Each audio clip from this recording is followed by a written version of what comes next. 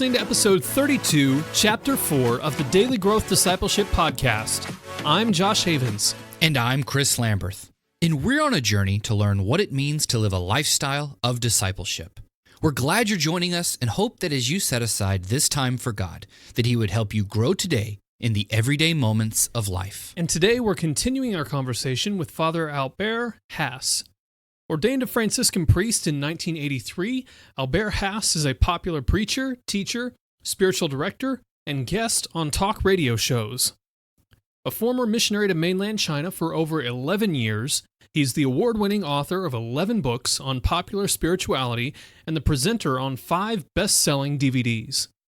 He's currently chaplain at Cedar Break Catholic Retreat Center in Temple, Texas. His book, Becoming an Ordinary Mystic, offers a daily path to connecting with God and cultivating a life with Him in which we draw close, listen, and respond moment to moment. Have you ever wondered why you struggle with certain sinful desires? What if I told you that the sinful, or even just the destructive impulses you have as an adult come from wounds that happened in your childhood? Father Albert calls them the cracks in our souls. And by understanding why these cracks exist, we can become mindful of our weaknesses the enemy uses to tempt us into sin. But by paying attention to these cracks, we can resist the enemy and instead put on the mind of Christ so that we are transformed evermore into His likeness. So this idea of becoming a beloved, returning, becoming childlike, this has been a theme with a few of our other guests that we've had, and it seems to be something that's like ever elusive. We want to become more childlike, like you said. We learn how to become warriors and have these anxieties. You talk about something in the book that I think might be really applicable for here. I don't want to give it too much away, but you talk about them as being cracks in our souls. Can you talk about what they are and where they come from? Yeah, so, and basically this is I kind of stole a lot of that information from the great spiritual writer who just died last year, the Trappist monk Thomas Keating. And Thomas Keating says, when I was on a retreat with him, he said to me, what you lack in your childhood, or what you think you lacked in your childhood, because perception is reality. So what you lack in your childhood, or what you think you lacked in your childhood, cracks your soul, and in the adult, that becomes your obsession, and you begin to think you need it in order to be happy. And so, for instance, if you were born in poverty, then odds are, as an adult, you are going to be obsessed with possessions. Or if you did not feel loved as a child, whether your parents might have showered you with love, but if you felt like you weren't loved enough in the adult, you end up looking for love in all the wrong places. So all of these sins that we sometimes commit, whether it be greed, whether it be envy, all of them simply are pointing to a crack in the soul. And once you can become aware of the of your crack, because that's where your weaknesses are, and this is where the devil will always attack. The devil looks for where we are weak, not where we are strong. So the devil will always play upon the cracks in our souls. And that's why I mentioned in the book, this is why we end up, when we look at our lives and we take a moral inventory, we see we commit the same sins over and over and over again. Well, that's because they're all originating from the crack in our soul. And this is why in the chapter called Jesus the Electrician, I talk about Jesus as a master electrician, because in the Sermon on the Mount, the Gospel of Matthew 5, 6, and 7, it begins with the Beatitudes. In the Beatitudes and in the Sermon on the Mount, Jesus is basically rewiring our thinking. And so he's basically saying to us, no, it's not about possessions. blessed are the poor. It's not, Josh, it's not about being in control and having power. Jesus says, blessed are the meek. It's not about always feeling loved. Jesus says in the Beatitudes, blessed are you when you mourn. And so the Beatitudes, and then when you continue on with the Sermon on the Mount, in the Beatitudes and on the Sermon on the Mount, Jesus is basically challenging us to say there's more to life than what you think you need in order to be happy, because that's what the crack in the soul says to me. This is what I need in order to be happy. And I buy into that belief based upon my childhood, what I lacked or what I think I did not lack. So this is really the great wisdom of Jesus as he's trying to rewire us and get us thinking in a whole new way. How can we work to understand those cracks and really find ways to, I guess, heal them? If we continually find that we're sinning in the same ways over and over again, how can understanding those cracks help us heal and move forward? Yeah, that's been a personal thing that I've tried to work through. Well, you're not the only one, John. This is something we're all trying to work through. So in the book, I offer an examination of conscience based upon the 7 deadly sins. And the purpose of that examination of conscience is simply to help identify what the crack in the soul is, because that's the first important thing, learning to identify what the crack is. Then once I know what it is I think I need in order to be happy, and again, that comes from what I lacked in my childhood or what I think I lacked in my childhood. Once I identify the crack in the soul, then now I'm stealing something from St. Paul. What St. Paul tells us, be transformed by the renewal of your mind. In other words, change your thinking in order to change your life. And so Jesus says, if you think possessions are going to make you happy, he says, no, blessed are the poor. As I said, if you think power and being in control is going to make you happy, Jesus says, no, blessed are the meek. So how do you put that into practical practice? Let me give you the perfect example. I use it in the book. Let's call him Bill. Bill comes home every evening, 7 o'clock in the evening. By the time he gets home, the kids are already asleep.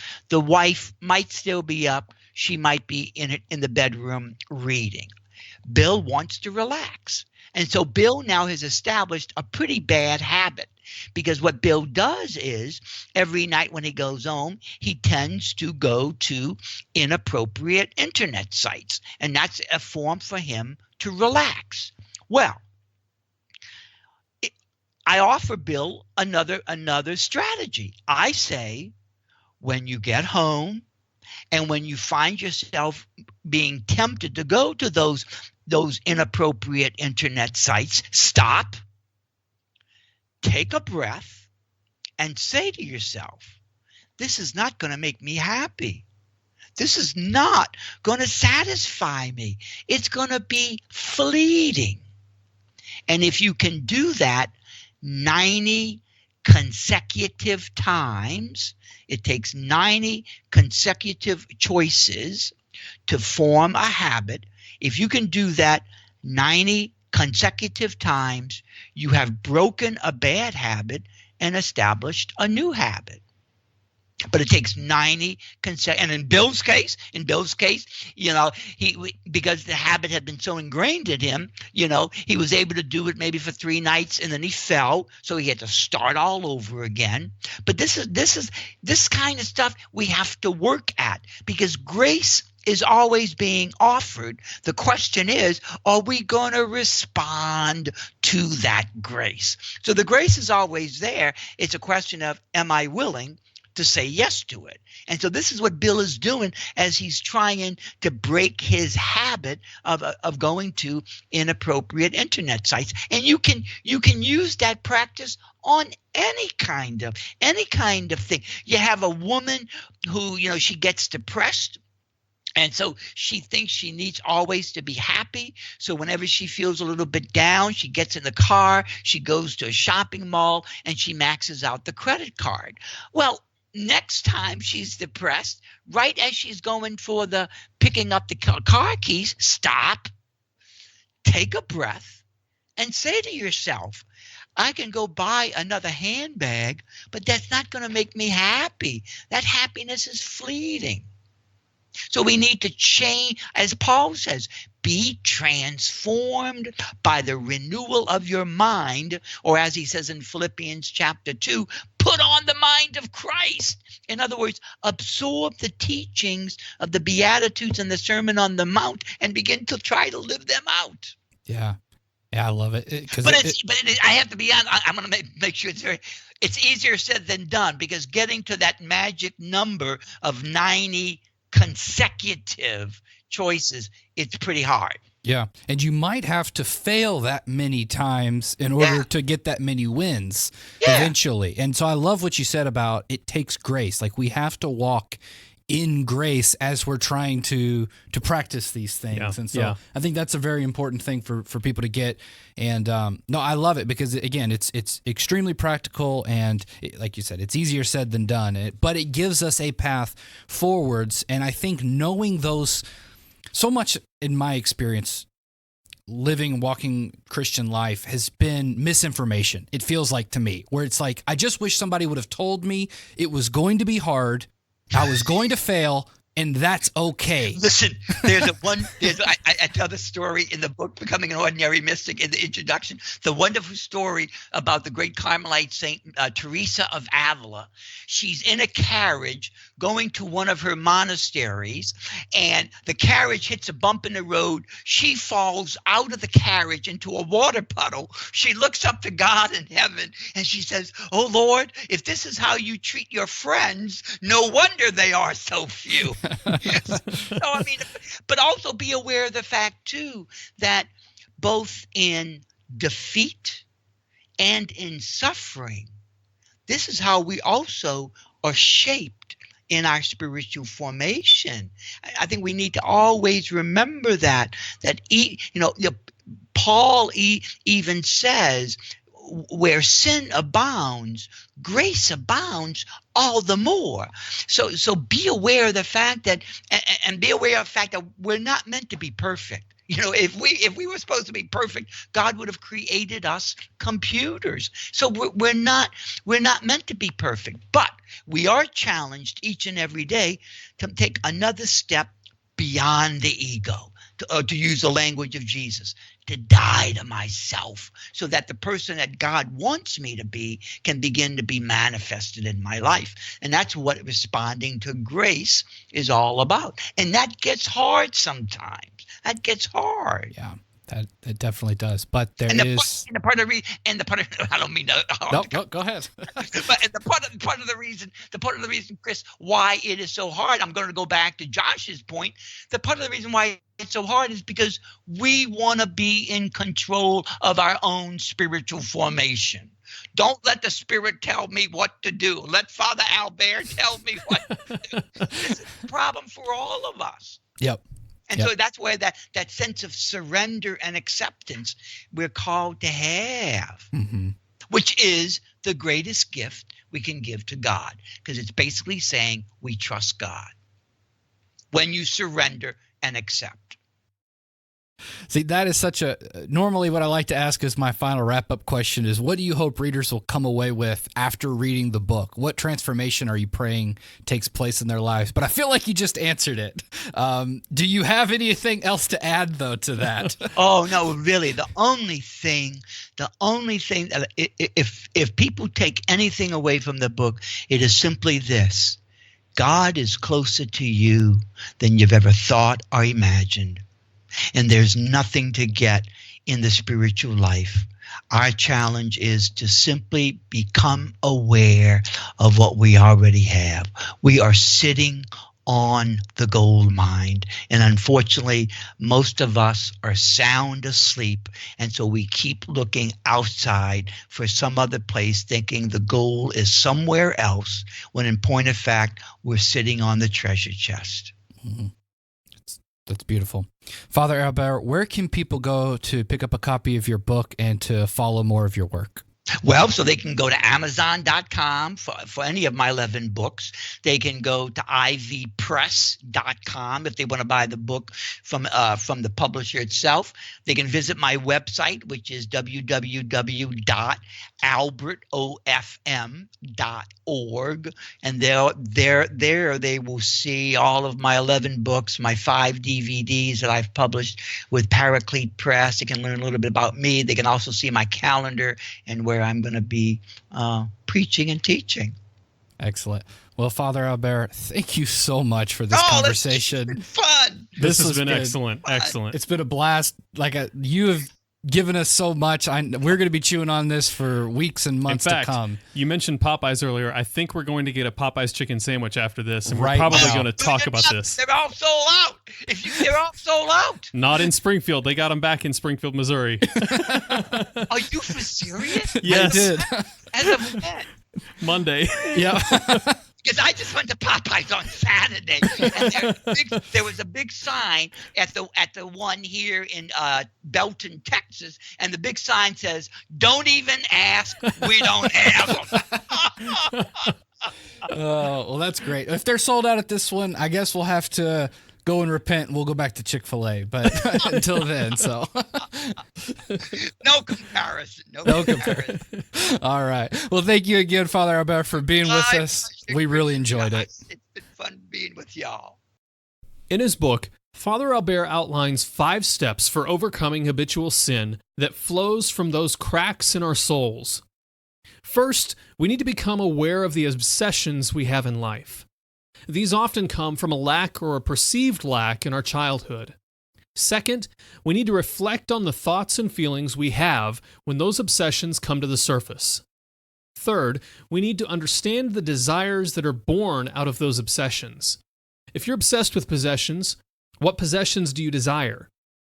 Fourth, when we find ourselves in the middle of a situation where our obsessions and desires are driving us, we need to take a few deep breaths and come back to the present moment. We need to deliberately remind ourselves that fulfilling this desire won't make us happy. Finally, psychology says we need to make this decision to stop, breathe, and come back to the present moment 90 times before it rewires our brain. So I want to challenge you to begin this practice today. We all sin, and while not all of us have a single habitual sin, we do individually generally sin in the same ways. So understanding the cracks in our souls and becoming aware of God's presence and God's grace in the middle of those cracks is the path of discipleship. It's what Father Albert calls becoming an ordinary mystic.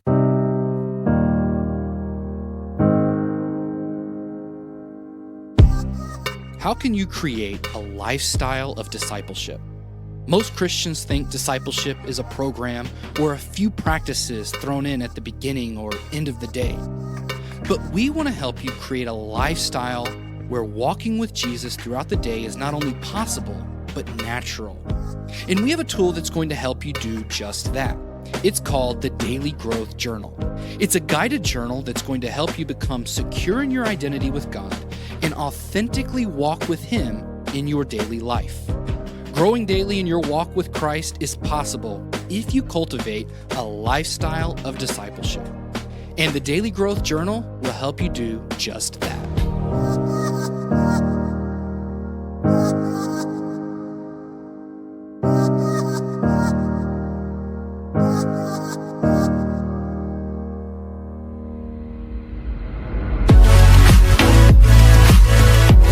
Thanks for listening to this episode of the Daily Growth Discipleship Podcast. To find out more about Father Albert's work, check out albertohm.org. If you like what you've heard this week, give us a review on Apple Podcasts or the podcast player you use. We'd love to hear from you. And if you want to stay up to date on everything happening at Daily Growth Discipleship, go to dailygrowthdiscipleship.com and subscribe for free. You can also subscribe to this podcast on Apple Podcasts, Google Podcasts, and Spotify.